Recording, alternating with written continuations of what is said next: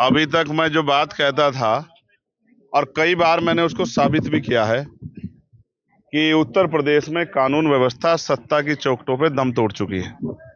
आपने और मैंने देखा कि एक मॉब लिंचिंग यहाँ हुई और उसका वीडियो है कि किस तरह से 12-15 लोग एक आदमी को सरियों से, लोहे की रोडों से, डंडों से पीट रहे और इतना पीटा कि उसकी जान चली जाती है। आज जब मैं उनके परिवार से मिला तो मुझे जानने का मौका मिला कि उसकी 22 फ्रैक्चर थे, 22 जगह से उसकी हड्डियां टूटी गई थी। आप समझो कि उस पर कितने हमले हुए होंगे।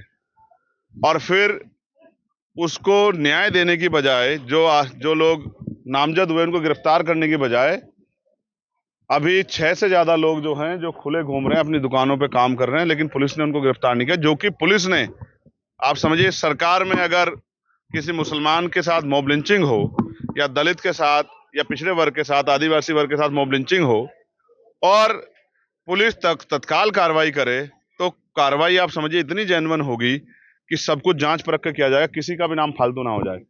तो उन लोगों को वीडियो एविडेंस के आधार पर चिन्हित किया गया और उनमें से 6 लोग बाहर आराम से घूम रहे हैं। उल्टा 11 दिन बाद इन्हीं के परिवार पे के 7 लोगों पे मुकदमा दर्ज कर दिया गया कि भाई ये लोग उसके साथ शामिल थे, जबकि सच ये है कि ये लोग अपने अपने कामों पे अपने अपने घर थे, ये वहां थे भी नहीं। तो मैंने यहाँ के कप्तान साहब से ये मांग की है कि वो घटना को दोबारा चेक कराएं। हो सकता है इनके साथ चंद्रशेखर आजाद भी वहां हो, और अगर चंद्रशेखर आजाद भी उनकी नजरों में, यहाँ की सत्ता के लोगों की नजरों में आ जाए कि वो भी थे, तो एक मुकदमा दर्ज चंद्रशेखर आजाद पे भी इनके साथ कर दे, सप्लीमेंट्री लगा के। और जब इनको जेल भेजना हो तो मुझे बता दे, मैं भी इनके साथ जेल चलूंगा। क्योंकि अगर आप न्याय नहीं दे सकते और इस वर्दी की गरिमा को भी नहीं बचा सकते तो आपको कुर्सी पे बैठने का कोई अधिकार नहीं।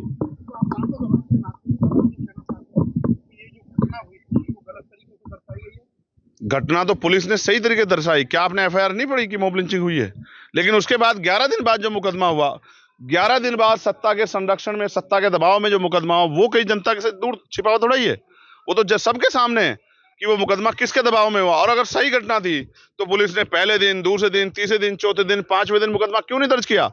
11वें दिन मुकदमा दर्ज करने का मतलब ये है कि कुछ लोगों को, सत्ता में बैठे कुछ लोगों ने इतना दबाव दिया कि हमारे अधिकारी जो है उनके आगे कमजोर पड़ गए और वो संविधान की रक्षा नहीं कर पाए।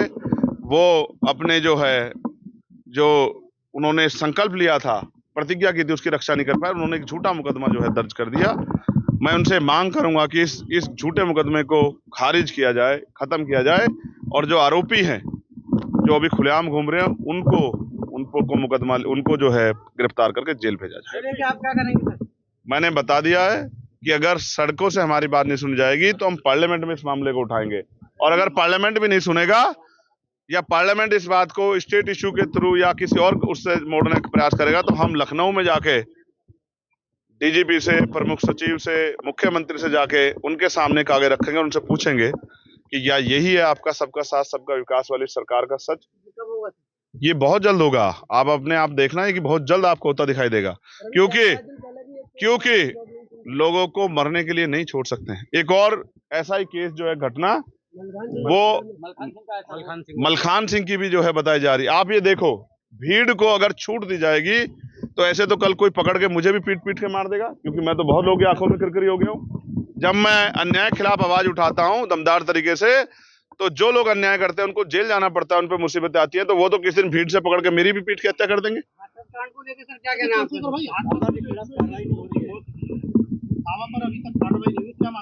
देखो, एक तरफ बाबा पे कार्रवाई नहीं हो रही है, दूसरी तरफ घर में बैठे लोगों, निर्दोष लोगों पे कार्रवाई हो रही है।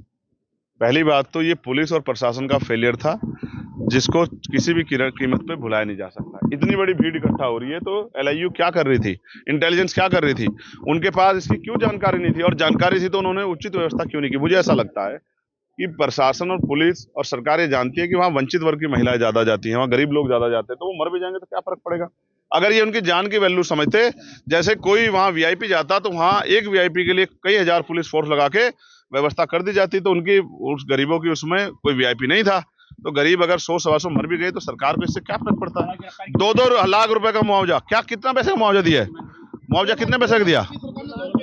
तो ये बताओ, एक आदमी की जान की कीमत 4 लाख रुपए होगी सरकार के नजर में? तो भाई कौन बचा रहा है ये भी बता दो बस। बाबा को बाबा जी बचा रहे हैं, हम तो नहीं बचा रहे। और ये बताओ जब कैसे गिरफ्तारी की मांग कर लूं जब एफआईआर में नाम ही नहीं है? आप बताओ ना, जब एफआईआर में नाम नहीं है तो कैसे गिरफ्तारी कर लेगी सरकार?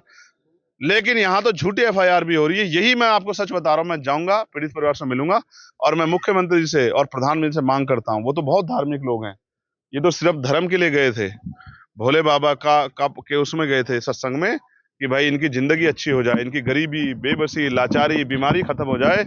तो ये तो आप ही की विचारधारा से के साथ खड़े हैं, तो कम से कम इनको तो 25-25 लाख रुपए का मुआवजा देके इनके परिवारों को तो अपने पैरों पे खड़े होने का वो दो।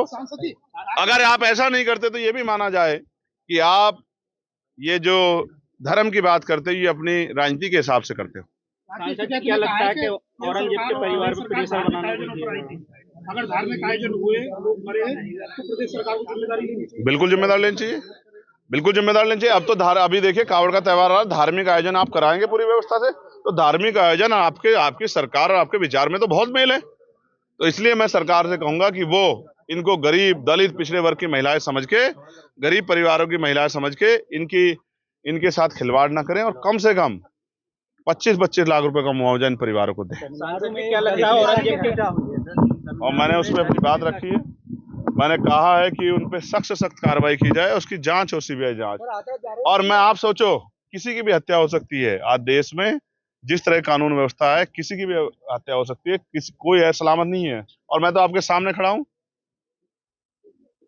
आज 1 साल हुआ है, मेरी भी हत्या होगी होती, 4 गोली मेरे ऊपर चली थी। कानून व्यवस्था उत्तर प्रदेश में ऐसी ही है।